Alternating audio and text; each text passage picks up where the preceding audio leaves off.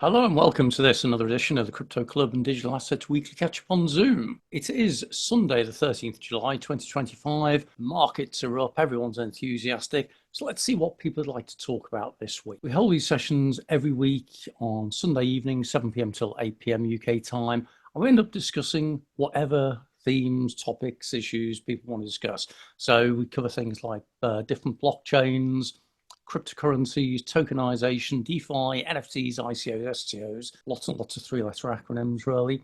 We also cover things like central bank digital currencies, regulation, and anything else that's in the crypto news as well, including the connection with the metaverse, AI, and Internet of Things. So don't forget to click on the subscribe, like, make comments. Even better, come along to a future session. So with that, let's see who's going to come and join us today. Stuart, good morning, and Mark, hello. Good Okay, afternoon to you. How's it just on a going? tube, mate, so I won't join that video. Say that again, Mark. Couldn't I was quite just hear travelling, that. mate, so I started listening. Okay, Sounds like it's a no, bit of a low attendance at the moment. Mate. all right. It kind of gets a bit variable. So if you're traveling, if you drop out or anything, I won't take Yeah. it personally. No worries. So an interesting week in crypto world with Bitcoin drawing a lot of attention. I say it's passed through to 118,500 and onwards and upwards. That always draws the attention where the press start taking an interest and various newspapers start writing about it, and everyone just gets intrigued by it again. So I don't know if you guys are seeing that at all. Yeah, I'm just looking at my wallet and woohoo, I can afford a coffee now. Excellent. That's your Yeah. Satoshi's wallet uh, Yes. with the Spurs sats in it. Yeah, yeah, yeah. Until someone hacks into it and takes it all. Well, this is it. I think that was an interesting thing as well. I saw some comments, can't remember the details now, where someone was saying that during the week there was a movement from a very early crypto wallet address, which was kind of like pre a lot of the security and Yes. everything. So, uh, it's an interesting thing. And hey, we're joined by another familiar face. Good evening. How's it going? Is he going to come off mute? Jeff, There we hello. go. Hey, good evening. Time no see. Okay, we can just about hear you, or I can How just about hear. how about now? Is it better? That's better. Yeah, that's good. Jeff, we were just saying that the market's getting interesting again, as is inevitable when Bitcoin goes up and people start remembering crypto and getting into it again. Uh, yeah, I was talking about this to a friend of mine, Jason, in Dubai recently. Let's say yesterday, because he was doing the pump fund ICO, and I refused to. So if he makes money off it, good for him. But yeah, we were talking about kind of market sentiment stuff, and I'm I follow a lot of social trends, Google Trend Research, other market sentiment, etc. And the way I think this, there's always been that kind of people that have seen multiple cycles. This one will be different, and this time I actually believe it'll be different because there's a different type of money in the market. What happened the last at least two cycles, possibly three, um, was you buy Bitcoin, Bitcoin goes up, we get near an all-time high, money moves into Ethereum, it moves into DeFi, makes some yield farming, random tokens, meme coins, bottom of the market, restart, off you go. That won't happen this time because we don't have retail investors trying to follow that cycle and trying to time the market. You've got treasury companies and ETFs, governments, as well as the OGs that are sitting on this call, and they're not really into ETH and Sol and DeFi and etc. They're not Mhm. market swapping. They're buying a scarcity asset, waiting for a market there. They have better tax rules, collateralized asset. They recognize the scarcity, have a long-term view, and the liquidity is not going to move into those other tokens like it used to. So I'm a firm believer that this cycle is definitely different, and I've got exposure across a lot of different markets relating to crypto. So I'm not just a hardcore big crypto maxi. I have some Ethereum, I have some Sol, I stake them. I have some treasury companies in my ISA. I have a sizable position in MicroStrategy when I sit. But I say sizable because Hagen Landsden have warned me three times to sell it, and I refuse to. Um, So I think this one I think will be different, and I think when the top starts to blow off, which we've seen twice in the last week, I think we're going to continue to see those. And I'm Mm. not sure about yourselves. This would be really good to hear from the group, as I haven't seen a lot of you for a while. But when we popped 110, 111, 112, did anyone care? Did anyone even raise an eyebrow? It hit 116, 117. Were you surprised? Like, it doesn't have any hype anymore. And I think it's starting to become a bit obvious and a bit mainstream is that there is no top to this. I think the other thing as well, you're absolutely right that it's a different market. And I believe that there's been a number of cycles in the crypto space, and each one has represented a different market. So if we go back to like 2009 with the very origination type stuff, that was just a very few people, very elites who knew what they were doing in the crypto space, and that was it. It was a hobbyist market type thing. Then you look at like 2016, 2017, 2018, where you had the ICO craze and there was stuff pigging on there, and there's a lot of people who piled into it then. I Then was you one had of the those, early, yeah. yeah, then you had like the early 2022s, 23, where That was all leverage and futures and options markets that started to come it, around. it, That's where we saw the CME group and everything started to come around. The first kind of institutionalization of it. Exactly. And then you had the whole thing about the first wave of derivatives. And as soon as you start introducing derivatives, the nature of the market changes. You know, the fact you can short and hedge and all this kind of thing. And then I think you're absolutely right. The latest cycle is driven by big players, so like hedge funds, this kind of thing. Have got big positions. Well, Strategy, as you say, has got a yeah, big position. they can run their very complex strategies, market neutral, market whatever. And this is where I think some of the misconception around the ETFs happen. You've got a very active, very liquid, very volatile 24/7 spot market where they haven't traditionally had that in normal Nasdaq markets. So it's not Monday to Friday anymore. Couldn't trade US market. Well, not was it last Friday, Friday before, whenever July 4th, obviously in the US, couldn't do US dollar bank transfers. That even hurt us settling with one of our prime brokers. Um, but now they've got, a 24/7 market. They can execute in 15 different locations at once. They don't even have to build the infrastructure themselves. They can go and work with a prime broker. They can work with Coinbase Prime. They can work with any of the major exchanges or any other kind of CDN network, etc., to deploy that capital very efficiently.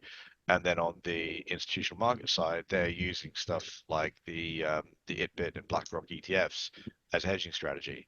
Not only that, then they've got all of these other products with MicroStrategy where they basically are buying volatility, which is what their Mhm. trading strategies actually want.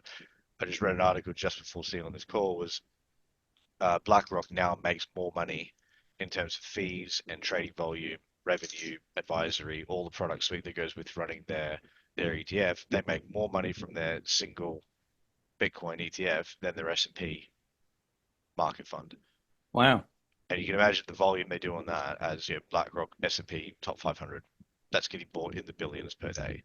But yet they make more fees and more volatility and more back and forth with their Bitcoin product. So if they're seeing that, they're seeing the maturity of that market, people want it. They have to source liquidity from somewhere, and literally every day, nearly this year, maybe there was a few where it was down, but they have been buying and outstripping newly minted Bitcoin supply every single day, pretty much for 2025. Yep. Which is kind of crazy. Like, you can go to an exchange and buy it right now. That's reserve Bitcoin, or it's from a market maker, or it's from wherever. But if there's a newly minted Bitcoin, you make, X amount per day, more than 3 times that has been purchased just by the ETFs. Forget your treasury companies, forget everybody else. It is going to be not enough to go around very, very quickly, I think, and that's why we see these big blow-offs and big uptrends at the moment. So if that's the case, and to me that almost feels obvious, it's kind of what you'd expect that that they'd be getting physical stuff to back their position conceptually at least, because obviously there's nothing really physical in it. Why is it there are so many people who are still getting fried by getting their shorts getting called out? Because I saw that the other day. There are a whole number of shorts that just got pulled Yeah, really, really, really, and I think that was one of the pushes up that we had. A lot of short liquidity getting removed from the market. You're always going to have market participants that are looking at different time frames. My time frame as a digital hoarder and investor, I'm not a trader. My time horizon's like 10 years. So Hmm. any of these little short movements, it doesn't have that much of a psychological effect on me. Whereas if you're looking down at the intraday traders, the intra-hour traders, they're looking at setups that are far more granular. Yeah, occasionally they're going to enter a short position and eke out a little bit of alpha. If you come from, say, the foreign exchange world, the FX trading world, you are looking for, bips, sorry, pips, basis points at a time, and you might have a 20, 30, 50x position, and the FX market moves, 0.1%, that's a few £1,000 for them. Hmm. So they're looking at micro movements, and maybe they're zooming out to 5-minute charts, maybe they're zooming out to 15-minute charts, and that's where these shorts are sitting. But the leverage involved in them is just absolutely absurd. You're talking sometimes 30, 50, 100x kind of leverage on some of these moves, and that's why they only need to be in the market for a couple of hours at a time. I guess that's the thing as well. That if you're looking at volatility trading, then it's a very, very different market to like an investment strategy for a long play in there.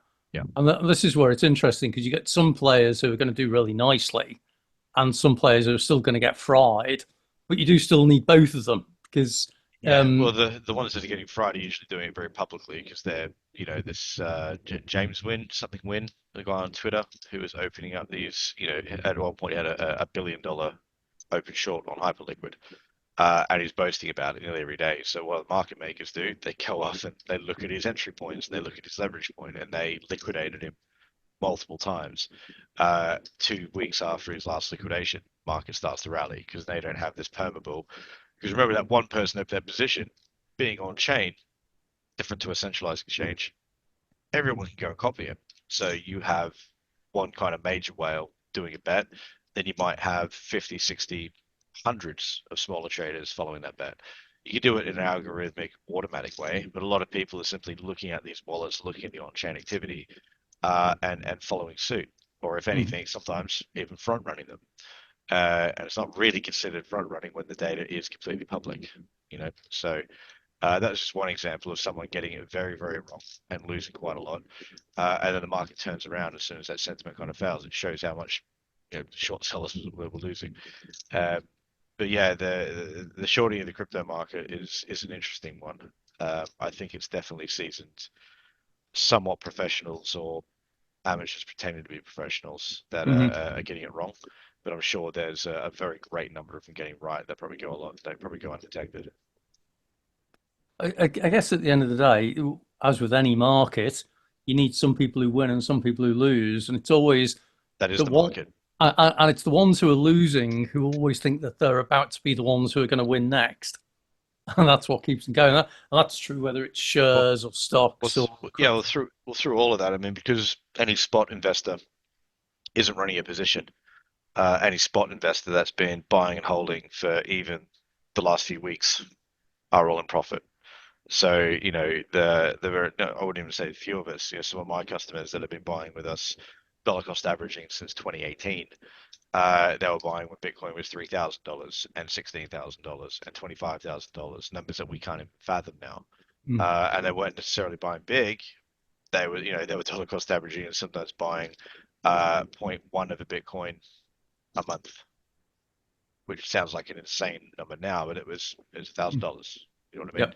So I still remember back in 2017, 2018, I was doing some live streaming on it's dead now, but it was called Blocks Live TV, and every week we come on. We do pretty much what we're doing now, and it was kind of streamed out of Malta, and there was kind of I three was going to say that experts was on the there. Maltese one. Yeah, yeah, I was on Maltese that one, a few yeah. That's times. yeah, Yep. yeah, yeah. No, yeah, you're in the roster as well. I forgot about that. Yeah, Yeah. it was like me and Fernandez. Oh God, I can't remember his name now. Coin Metro out in Estonia. The Bitcoin Gold guy. There was about 6 or 7 of us in this Hmm. rotation. I remember that. Yeah, and I still talk to Jessica and I still talk to Leia. They're always good fun. But I remember multiple times me and Leia used to like, is this the last time we're going to say that Bitcoin's under 10K? And it would go 10K and then it'll pop down. And we kind of just went sideways for months. And like, it's going to be a meme at some point. It'll go above 10K and it will stay there. And now we're like, is it going to go below 100K again? Yep. You know what I mean? Yep. So it's just kind of market cycles. And that wasn't, it was 7 years ago, which feels like 14 in normal. It feels like 14 in crypto years, but 7 years ago, that it's not. It doesn't feel that long ago. So we could be having this kind of giggle about this in 7 years' time. Maybe we'll put a calendar invite or a tweet together or whatever it is. Is this the last time Bitcoin is below 100K? We might be saying this might be the last time that Bitcoin is below Below a million. Yeah. Yep. Kind of goes in those add a zero multiples. It's certainly maybe that's the trend. it's certainly that kind of like exponential type thing of 10xing and that. Yeah. I see Stuart's just smiling here again. I think that's the sitting back, not getting quite so worried about the prices and thinking more about the technology, I guess, as well. But, No, I think what Jeff said is very, very true. And, the volatility is there because of EFTs, essentially. And that's locked out a lot of the mom and pops, just trading for the day. They're getting killed. They just don't have the algorithm, the software, and so on to follow it fast enough. Yeah, which is where you get the copy trading from, or or whatever else. But I mean, it's what it's kind of evolved, and this is where I like, my background is technology. I was in tech, infrastructure, cybersecurity, data centers, casinos, hedge funds, you name it. This kind of, and I've done normal investing and FX trading, the other kind of bits and pieces, and being kind of so deep on the tech side and crypto wallets and that kind of stuff is very, very easy for me. This is kind of the only market that really kind of exists that is 24/7 by default, which is on kind of autopilot. And because of that ability to transmit value, not just signals, but value cross-border 24/7 very quickly, that's why the volatility is there. Yeah. And every single Bitcoin is the same. That's kind of the whole point.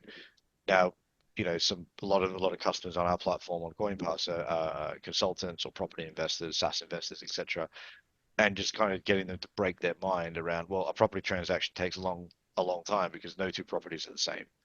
Even in a new build, there's going to be nuances, how long you've held it, improvements, subsidence, legals, all this kind of stuff.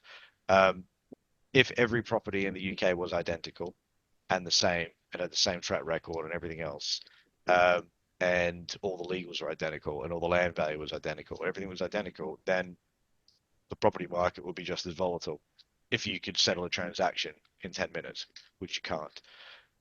That's why we have such volatility, because it's a truly global market every single second of the day.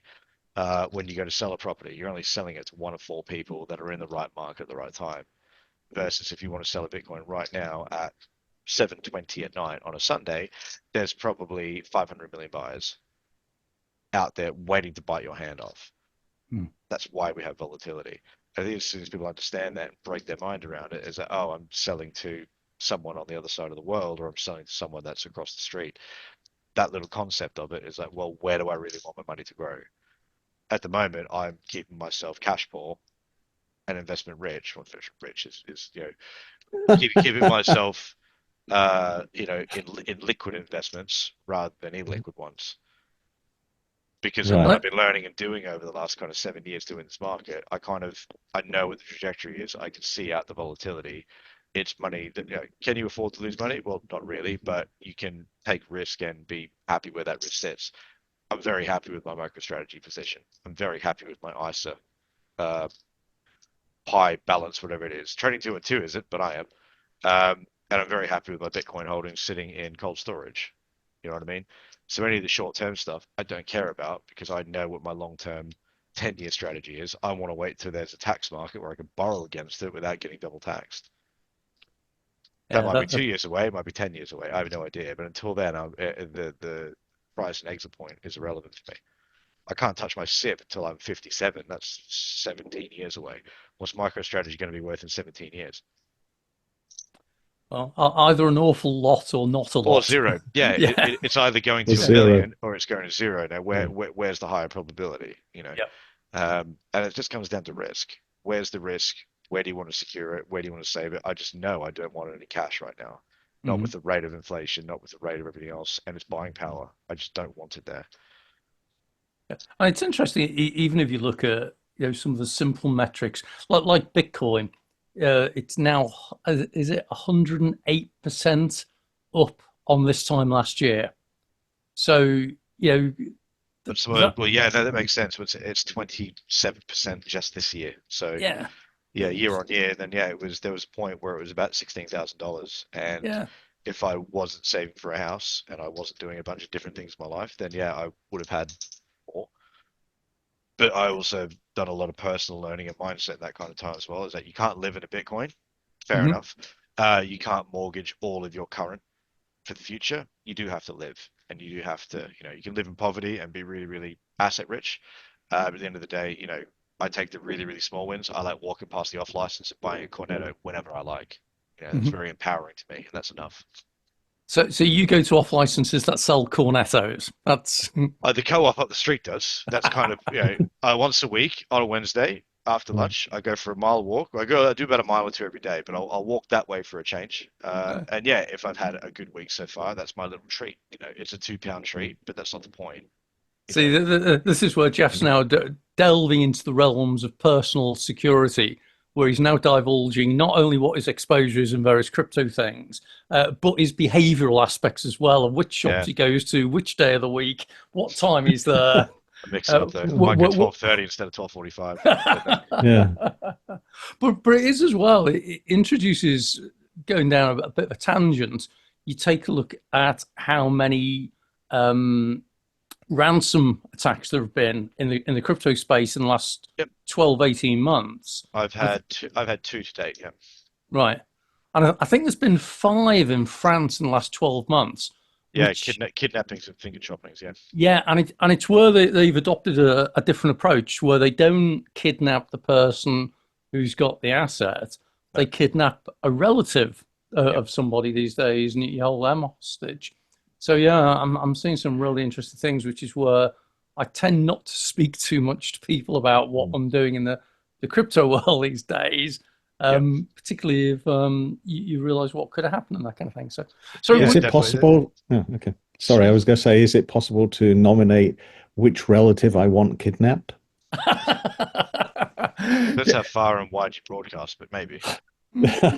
Yeah, I think because that used to be the thing on the dark net, that there was always the Yeah. belief that there was the ability for you to take out contracts on the dark net. And I think someone was looking at setting up a smart contract or something, which was kind of like an offset insurance. Because the whole thing about insurance is everyone will know that's my kind of like sweet spot. You can't insure somebody in which you do not have a financial interest. So you can't insure a stranger. And the reason this was all introduced was because years ago people started insuring the royal family, and it was effectively they were taking out bets on a Yeah. member of the royal I royal remember family. that. I remember this actually. Yeah, and if the Yeah, bet, if the well, this I saw there was a dark web version. There was actually a smart contract version of it, which I do remember this actually. And if any of those pots got big enough, it would basically incite someone to actually carry exactly. something out. I remember that was not that long ago actually. Was it Yeah, I, th- 2018, 2020? I think the guy who did some research into that, where he actually found a lot of it was fabricated, was the guy who did the research behind the crypto queen. Yeah. So you may remember, Bartlett. Yeah, Bartlett. Yeah. yeah, because he did some interesting things on that. I remember going to one of his events in Shoreditch, where he was saying like, there's these stories about people taking contracts, blah blah blah. He said most of the time they're a load of not nonsense. It's like, yeah, most of the time. that, Yeah, that yeah. means You're not saying all of the time, which is Mm, the troubling bit. yeah. But anyway, no, that's definitely the dark side of it. And I think even the last few years, my behavior has definitely changed. Mm, I'm not on social media nearly as much as I used to be. I'm only on LinkedIn, basically. I have a fake Facebook account to sell stuff, so I need to sell stuff from my old house. Yeah, I basically use Twitter or other things just to read stuff, but I'm not terribly active on them unless I see something really enraging. Um, mm. Someone said the other day that, oh, the reason Bitcoin price is going up is that every time you withdraw your Bitcoin from an exchange, they have to go buy it from the market to cover their asses. You could not be more wrong. about like just anyway. I'm very tilted about that. Um, I but thought it was simply because every time you sold your Bitcoin, a little furry died. yeah, that's it. Yeah, for sure. That's it, isn't But it? personally, I've been my one of my vices, as you can probably tell when I fidget and talk and concentrate, is I play competitive poker probably once, Mhm. twice a month. And I used to have I mean, you might have a pair kicking around somewhere, Gary, the old Coin Pass sunglasses, the Gorilla merch that we had out for a while. And I still had a pair. And you're always on duty. You're always out there selling. You're always meeting new people. And I used to have them, on my head or whatever. Very, very large pot. It's 500 pounds in the middle. I had a full house, aces and kings. There's no way I was losing. I think I raised 100. Someone re-raised 200, so that I have no choice but to go all in. And then I pushed the sunglasses down, and this guy goes, "Really nice sunglasses. Where'd you get them?" I said, "Oh, it's our marketing, guerrilla marketing merch." And I took the sunglasses off, and it only kind of clicked. And he leaves, "Oh, you're Jeff. You're the CEO, aren't you? I have a CoinPass account." I went, "Oh, now this is a conflict of interest. I have one of my customers sitting across from me on a hand, and he's about to lose 12-ish £100. I can't say anything. So should I call or should I stay?" And I went, if I lie, I'm angling you. If I tell the truth, it's still an angle, so I can't say anything. And then he folded. I took my money and I left. But that was a very real kind of anxiety-inducing bit now that I'm out there doing my my hobby. That's exercising part of my brain. It's one part I get to be very competitive. I get to be kind of offline for a couple of hours. I know a bunch of friends we meet there as well. We then sometimes go to dinner, and it's something away from work, away from my computer, away from crypto. But now I've been noticed doing it as well. So when I go out now, I don't wear any merch whatsoever. I don't wear any crypto merch. I don't wear any point bar sunglasses, any of that kind of stuff, because even my anonymity is kind of now brought into question if people recognize who I am. I'm not a really big deal in the UK, but being recognized by one of your customers at a poker table, I'm not worried about the brand equity part of it. People know that I'm a poker player, but I Yeah. can't take money off my clients. It's not right. I think again it introduces different dynamics. So I get it. If I were any kind of like crypto merchandise on the street, I literally Target, get people walking up to me saying, "Hey, you're into Bitcoin, blah blah blah, or whatever."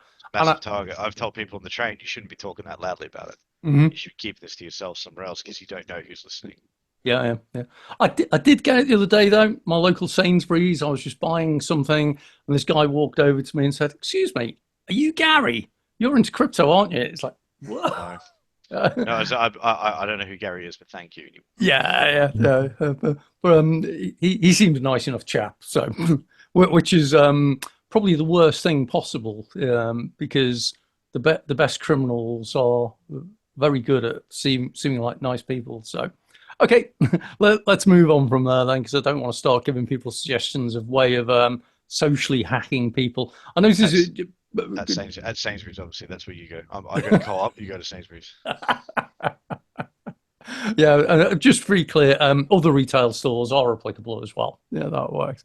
Yeah. Sorry, we've been joined by Paul Howard as well. I just want to say hi to Paul as well, because we've not let him into the conversation yet. And I think Mark's staying very quiet.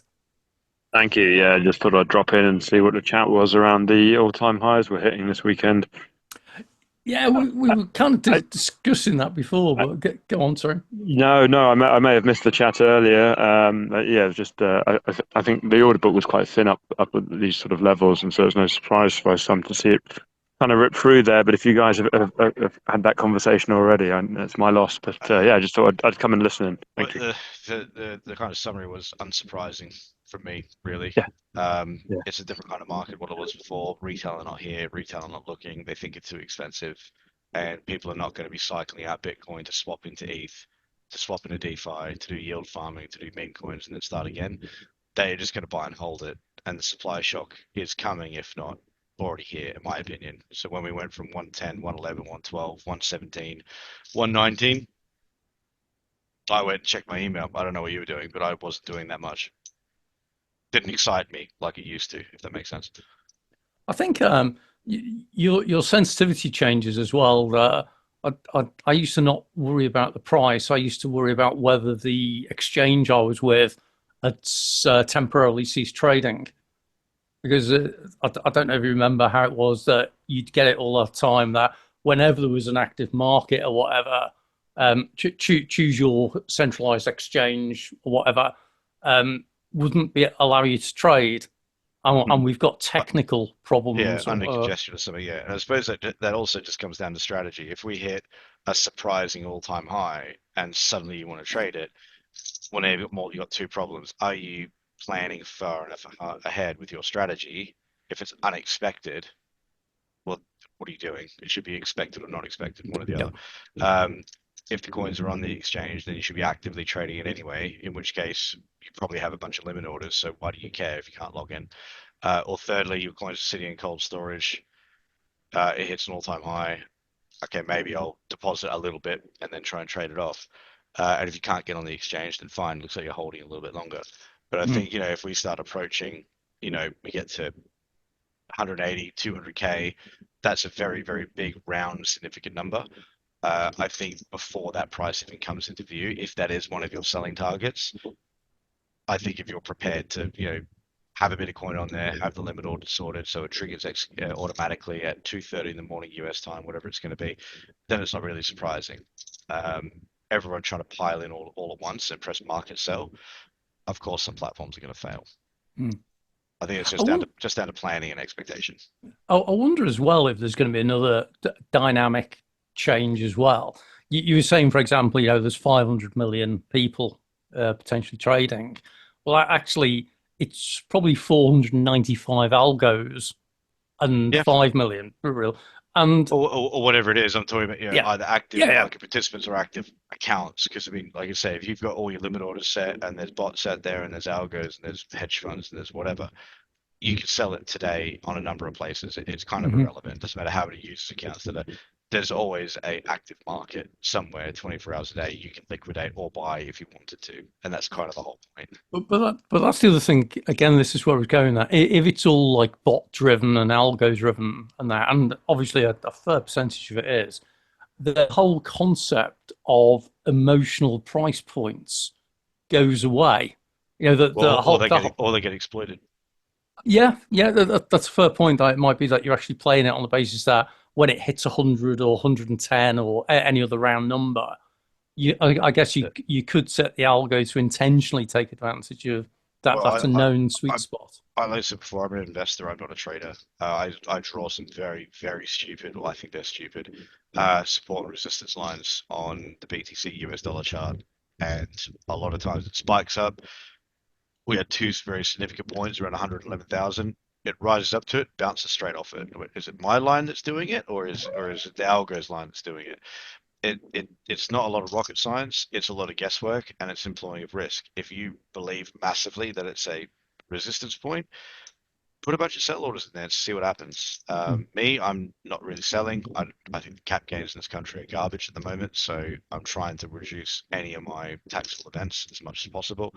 That comes from the point of what I'm acquiring and when, how much I'm acquiring, and if I ever need to swap it. So I used to buy Bitcoin, let it go up. If I see some profit, I might, and Ethereum is looking very weak or Solana is looking very weak, I might swap a little bit just so I can then stake a bit on the side, and that's kind of free profit, free tokens, if that makes sense.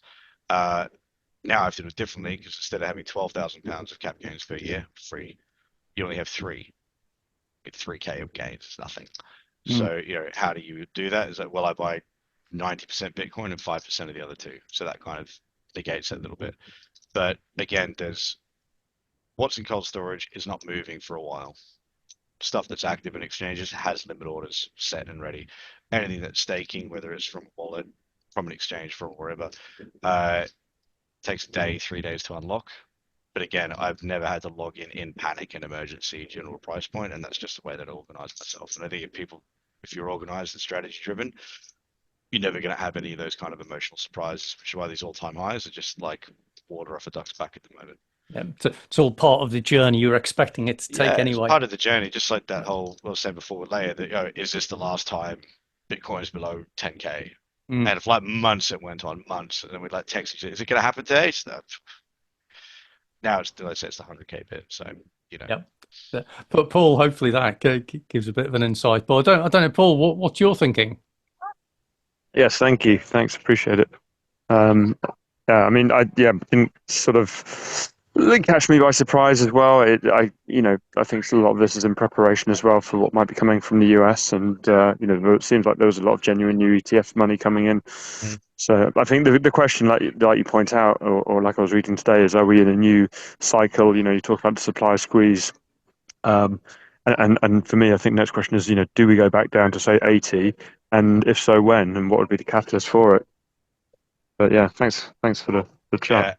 Yeah, 80 is a very substantial drop. I'm not saying it's impossible, but I think the buying pressure at the moment with Bitcoin treasury companies, ETFs, regular market, I mean, the corporates that I deal with every day, the pensions I deal with every day, I think there are too many buyers out there, low 100, seeing what potentially can happen in a very short amount of time. Gary was mentioning, I think it's very, very accurate. The amount of short sellers that close their positions, I think, is the recent kind of pop off. I think we can definitely go back to at least 105, 110, because this is a very, very savage uptrend, and when there's an uptrend, I'd there's agree. a bit of a downtrend.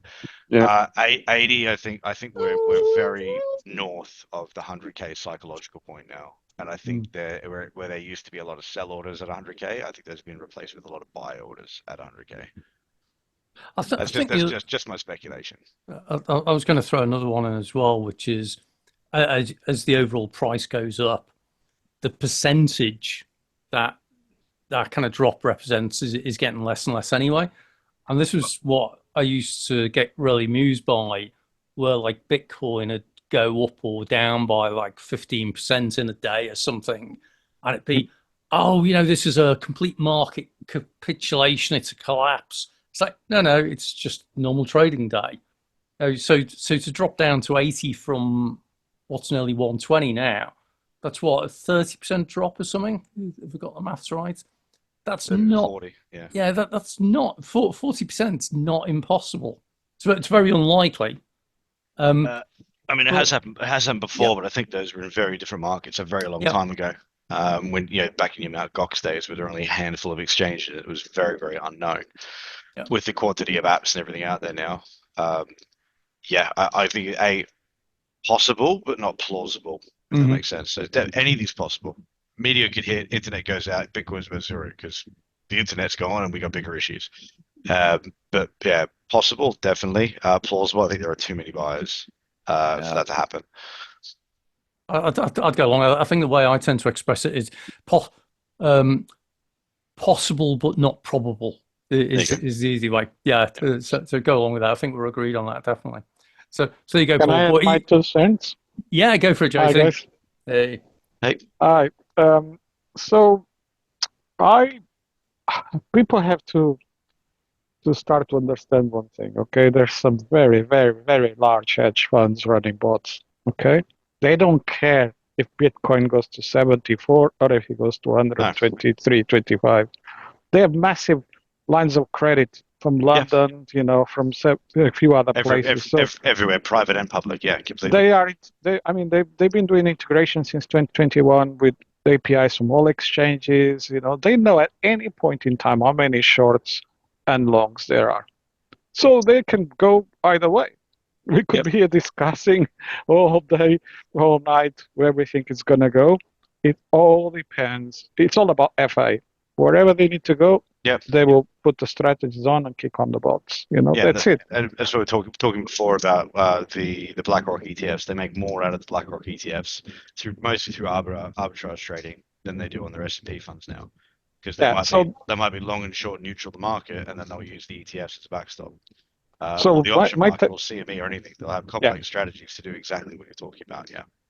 Exactly. So one of the things that I see is going to happen is because you can verify it easier. It's going to go to 120. It's nearly there. I think it went to 119. Yeah. Yes. It has to go. We can round up. Yeah. Yeah. Between 120 and 123, that's quite a few billion to collect on shorts. Okay. And I think it's going to go sideways between 116 and 119. Yeah. Yeah. Continuously. So that's all exhaustion and fatigue in the market usually. No. That's it at that point, so that the gamblers can start to bet again. Yep. Yeah. And people are betting, and then when they're ready, I actually agree with you. I think we might go to about 104, between 103 and 108, something like that. That's my personal opinion, but just that's just based on patterns and behaviors that I've seen happening in the last 18 months. Yeah. Yep. As the bots go, they will go sideways. When there is big pump or a big dump, they go at some point and sideways Yeah. to allow the players to bet, long And or short. if you think about it, you're not trading the market, you're trading against, human sentiment. Yep. You set up a sideways market. It's like, well, if I set up a lot of longs here, then I think there's a high chance of it going higher. Whereas, like you say, you let the market trend sideways for a while, you let all those longs build and accumulate, drop the price out, you basically collect everyone's premiums for free, seeking alpha, exactly what you're talking about. And there's nothing illegal about it. They're playing the market. They simply have more money than other people to move the market when it wants to be moved. I think I've got to go in just a minute before the finish time, but I think the one thing of sentiment that has stuck with me, I think the last probably 3, 4, 5, 6 months, whenever that post first came out, when Bloomberg changed the default charting pricing ratio for Bitcoin, I think that tells you everything that you want to know about how big the market is.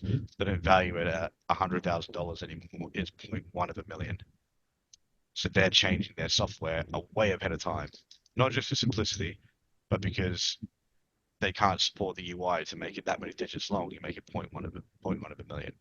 And it's not a sentiment where they think it's going to go, but I think if you are going to value Bitcoin in the millions, you do it early and ahead of time. We did the same thing when we first started Coinbase, is that, well, it's going to be 100K one day, so we need to build our platform and our UI to handle that many decimal places on the visual front. I hope we have a lot of accounts that have many hundreds of thousands and many millions. That'd be great. But we had to plan in advance. And I think if they're playing, if a terminal like Bloomberg is planning in advance to value it in the millions, then for me that shows a market momentum well into the future, and that's kind of where I put my eggs. My personal investing part. I think it's an interesting insight, and likewise yourself with having a technology background, and my specialism is around data presentation and analysis. And that you're right, because you look at it and you say, well, what's actually the difference between 100,000 and 0.1 of a million? Because numerically they're the same. It's efficient. It's the way it's shown on screen. It's bizarre that it makes it a lot easier to talk about 2.3 than 230,000 or whatever. How many rolling decimal points? It's psychological. It's just psychology. Exactly. Nothing else. Psychology, because the way your brain interprets things is very different. No, it's actually not that. It's just having worked on enough computer systems designs. It's just allowing yourself that wriggle room of not, as Jeff came back to the point about expecting it to hit 100K at some point. If you design your systems up front to be able to handle those numbers, then you don't have a problem when they do hit them. Okay, now I got it. Yeah, you're right. Yeah. So there's the data presentation bit. I think the psychology point is fair, but it's almost data planning. When we first built our platform, there was 5 really chunky databases because that's what we knew, and then we started evolving and learning, and we went to Amazon AWS in Las Vegas in 2019. And my CTO managed to sit in it. Was it Coinbase actually ran a co-workshop with Amazon on how they built and scaled. Obviously, they could have done a better job because it goes down all the time. How they built and scaled their infrastructure with Amazon, and there was 7 people in the room, 4 of them from Amazon, 2 of them from Coinbase, and there was my CTO and one other guy for like 2 or 3 hours straight on learning how they built it. So to this day, we don't have 4 or 5 really chunky databases for onboarding and transactions and wallet addresses and whatever else. We have close to 4,000, 4,500, I think now, micro databases and micro event services, because it's far more scalable. We can actually do more with the API doing it that way. We move away from chunkiness and move further towards efficiency. And it might be that's the large scale stuff, but the small scale stuff is showing it 0.1 of a million. It's all those tiny bits that add up to a very, very big change. But anyway, by the way, just before you go, Jeff, you might want to hear this. I'm aware, because I've been approached, that And this is a bit scary. You know, there's at least three big, very, very big whales that decided to start to sell Bitcoin. And I'm talking really big, okay? So there's people going to take profits at this point, yeah? And when they decide to start to sell, the question is the market going to absorb or not? Because we still need to understand what was this big pump, right, to 119, which it looks like was for killing shorts, you know, from liquidity coming in, yeah, and at the speed that it's coming, that's what it looks like. I think we'll find out tomorrow and this week very quickly, because it happened in a very quick succession from Thursday, Friday, and the weekend. We don't see this movement on a weekend. I think was it Paul before, or I think Paul, you said it before. Order books are super thin on the weekend. They're always thin on the weekend. But big whales, okay, selling at the moment. So yeah, I mean, sorry, just to clarify, it was more that I'd looked at it on Thursday, Friday. I'd written a piece, I think, for Finance Magnets, and in there I'd mentioned that the order book was very thin ahead of the week, like 2 days in advance of the weekend. Yeah, you know, transaction volumes are thinner at the weekend, but the actual volume that was in the book on Deribit on Thursday, Friday, and we're in a super low vol environment. It was just a matter of time, I think, for us to push through, and then, you know, pause at 120 makes sense. Yeah. So if there is going to be a big selling pressure now, you know, take it with a pinch of salt, or get some popcorn and watch, you know. The thing is, these big whales, they don't want to go to the exchanges that sell, you know. No, they got OTC, exactly, OTC, so that the price is not affected, so they can continue to sell, you know, on chunks of 1,000 Bitcoins each time, you know. That's how they do it. Yeah, no, of course. Well, it's going to be interesting. Keep an eye on the market for this week, and maybe even just for the next few hours as well, because it's curious seeing. It looks like there's a bit of activity going on as well, where it's going. It looks like it's about to crack through something else. So we'll see anyway. Who really knows? Jeff, thanks for joining us. Always welcome your insights and input. Yeah, that. Really good to see you again. Thank you, Jeff. Have a good night, Jeff. Gary. I might ping you, Jeff, later this week. I need to talk to you about something. Sure, anytime. Just drop me a text. You got my number. Cheers, bye. There you go. Thanks, guys. So as Jeff leaves and Elena joins us, so I'll get the chance to say hello, Elena. Hi, Gary. Hi, everyone. You missed out. We were spending the time talking about crypto prices, or specifically Bitcoin. Obviously, it's just gone through the new all-time high, which generates attention and interest. Those who are into the technology are less concerned about it, and those of us who've been in the space for long enough will say, well, it was inevitable anyway. So we shall see where it goes next. So do you know it's just another crazy day, and this is new normal, isn't it? Yeah, that's exactly right. Yeah, you got it. That means you're now part of the old guard when you got that attitude. Okay. You know where my popcorn is this week? Go on. My popcorn is on Coinbase at the moment, man. You know, about that Bloomberg article about CZ with President Trump. And I think they've been found out that it was Coinbase that was pushing all of that, you know. The people saying they were just dropping the false stuff about CZ and Binance and President Trump and whatever. Because they were saying that CZ was trying to get a pardon so that Binance could also come back to the US, and Coinbase doesn't want Binance in the US, you know. Okay. This one is going to be my popcorn, you know. I don't know if it's true or not. You know, I'm just thinking there's a lot coming out, you know. I'm pretty sure. So here you got that news article as you were talking about it, where it's saying that alleging a rumor that it was Coinbase that was behind various messages and that. So yeah, we will see what happens next. But yeah, was that earlier on today? Then it says on a Sunday post on X. So yeah, it was today. I was reading some of the news early in the morning. I thought, wow, what's this? Well, it'd be interesting to see where that goes and what happens then. Yeah, but it came out like last week, I think, this news. I think it was Bloomberg that was writing something about that, you know. And so let's see what's going to be, because Yeah. this type of things always come out, for sure. Yeah. It's what actually happens as a result of it coming out, though, of whether it'll have any impact. Because I get the impression these days a lot of people go, yeah, whatever, and they're just not so bothered. So we shall see. So anything else happening in the world, folks? Anyone have anything they'd like to share? Any new stuff they've heard? Any exciting things happening? Silence. I always ask that question, and it always goes very, very quiet. So I can't even remember. We ended up talking about some quite distinctly different stuff last week. I think, was it you were on and Stuart was on? Was it last week? Or were you even on the call last week, Elena? And remember, and well, kind of, I think I joined in the end. And Okay. remember a session or two ago, we spoke about tokenizing things like wine. Oh, yes. Yep. Yeah, I remember that. And then you kind of just mentioned it. I'm doing it again. About something about tokenizing persons or something. Do you think it's possible?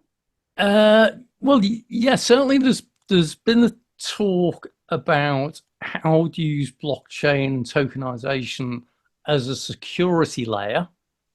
So Right. effectively using tokenization as a way of providing authentication services and authorization services. That's certainly one area. And one of the things I was involved in at one point was around trying to remember the right phrase now, biometric payment services. So this was about actually using your face to make a payment.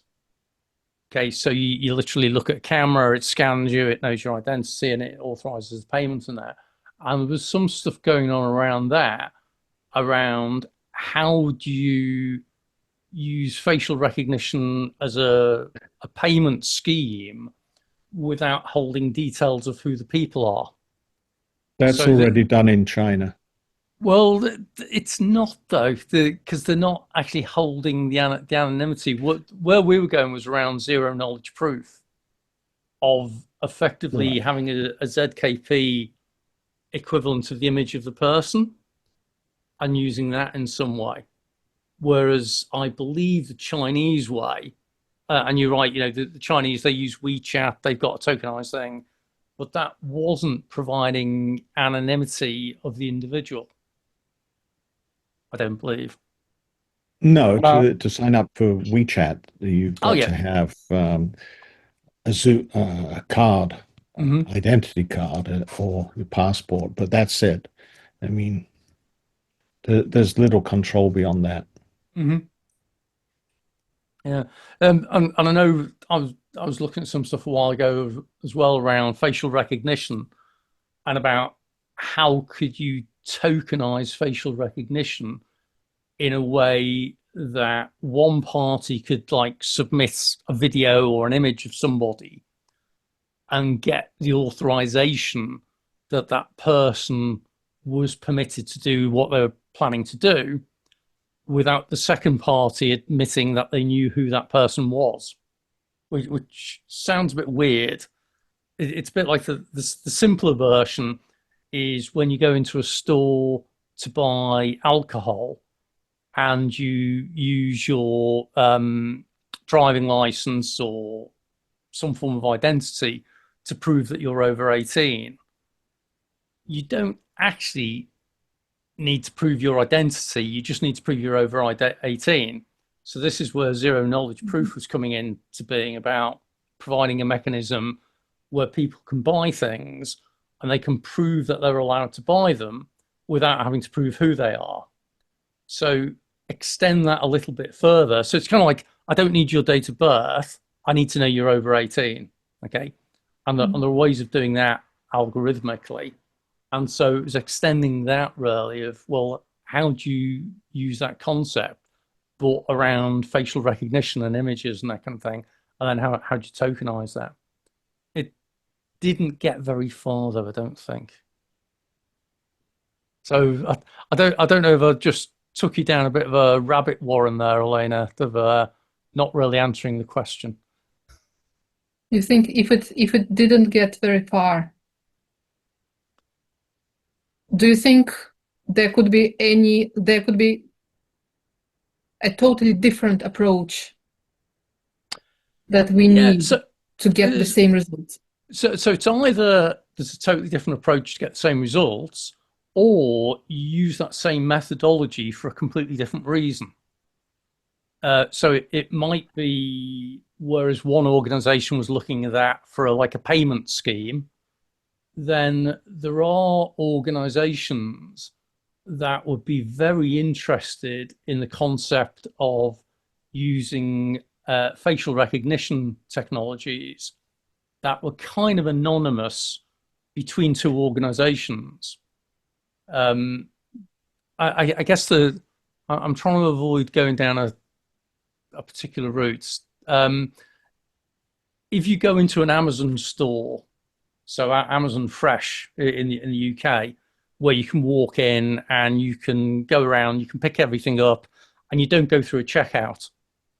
You just swipe your bank card straight away. And they do that by using CCTV to actually track exactly what you're picking up. So it's quite a strange feeling at first. Now, if you could do something like that, but not just about what people are picking up, but what they're doing and who they are and who they're associating with, but doing it in a way that organizations could share that information without it saying it was Elena, but having it that there's a way of doing it. There's definitely a thing on that. So it might be that organizations might be looking at different ways of doing the same thing, or using the same technology for a completely different purpose. And from what I saw with some projects, it was that they were looking at repurposing the technology to use it in the way I describe. So rather than trying to solve the problem that they were trying to solve, they realized they were actually solving a different problem for somebody else. Yeah. Did Makes that, sense. yeah, it does. Yeah, it does. Yeah, I'm glad to hear that, because I was struggling to express that in a way that suddenly didn't result in me getting a knock on the door or something, where people wanting to chat about certain other projects that are going on. So, right, maybe at that point then we'll call a halt to the day, because it's just on the hour anyway. And there wasn't quite a crypto connection there. So thank you anyway, Elena, for forcing me to play mental gymnastics to avoid answering something. JT, as always, thank you for the insights on that. And Mark, thanks for joining, even though you're traveling. Stuart, always appreciate your thoughts and insights and everything as well. Folks, it's warm out there. Be safe. Have a great day. Won't see you next week. There's no meeting next week because I am away again. So it'll be a week after. So have a good couple of weeks. I'll see you all around. Have a good day now. Bye for now. Cheers. Bye. Bye now.